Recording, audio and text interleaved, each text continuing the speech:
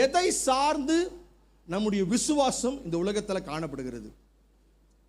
ஒருவேளை என்னுடைய விசுவாசமானது தேவன் எனக்கு தருகிற நன்மையின் மீது ஒரு வேராய் கொண்டு என்னுடைய விசுவாசம் கட்டப்பட்டுச்சுன்னா நமக்கு கிடைக்கிற ஒரு பெரிய பிரச்சனை என்ன நீங்க பார்த்தீங்கன்னா, ஆண்டவர் நன்மை செய்கிறத நிறுத்திட்டார்னா நம்முடைய விசுவாசம் ஒரு ஆட்டம் காட்டும்.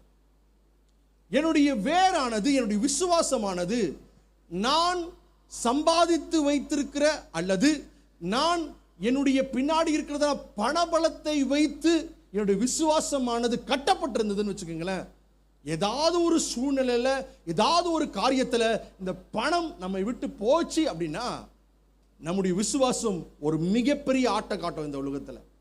வேலை நான் இயேசுவை நம்புகிற காரியம், இயேசுவை விசுவாசிக்கிற காரியம், ஆண்டவர் எனக்கு செய்ததான அற்புதத்தை வைத்து தான் நான் இயேசுவை விசுவாசித்திருக்கிறேன் அப்படின்னு சொல்லி இந்த உலகத்தில் நீங்கள் உட்கார்ந்து இருந்தீங்கன்னா, ஒருவேளை ஏதோ ஒரு சூழ்நிலை இயேசு கிறிஸ்து உங்களுக்கு அற்புதம் செய்யலை அப்படின்னு வச்சுக்கோங்களேன், அப்போ நாங்கள் சொல்லுவோம் இந்த உலகத்தில் இயேசு கிறிஸ்துவே இல்லை, என் விசுவாசம் ஆட்டம் காணுகிற ஒரு காரியமாய் காணப்படுகிறது.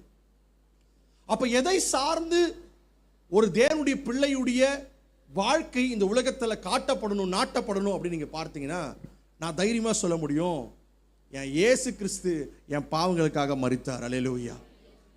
சத்தியத்தை அறிவீர்கள், சத்தியம் உங்களை விடுதலையாக்கும். எதுங்க சத்தியம்?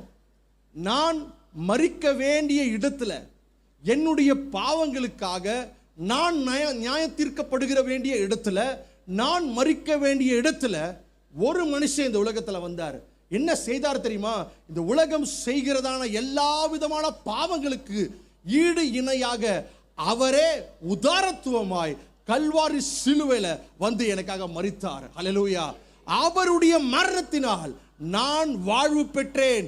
அவருடைய மரணத்தினால் என்னுடைய வாழ்க்கையில சுகம், அவருடைய மரணத்தினால் எனக்கு ஐஸ்வர்யம், அவருடைய மரணத்தினால் எல்லா விதமான கட்டுகளிலிருந்து, எல்லா விதமான மந்திரங்கள், சூனியங்களிலிருந்து எனக்கு விடுதலை என்பதை சார்ந்து ஒரு விசுவாசியுடைய வாழ்க்கை கட்டப்பட்டுச்சுன்னு வச்சுக்கோங்களேன், நான் தைரியமையா தாழ்மையா சொல்ல முடியும், அவன் கேதுரு மரத்தை போல நிலைத்து நிற்பான். எத்தனை பேர் அதை நம்புறீங்க?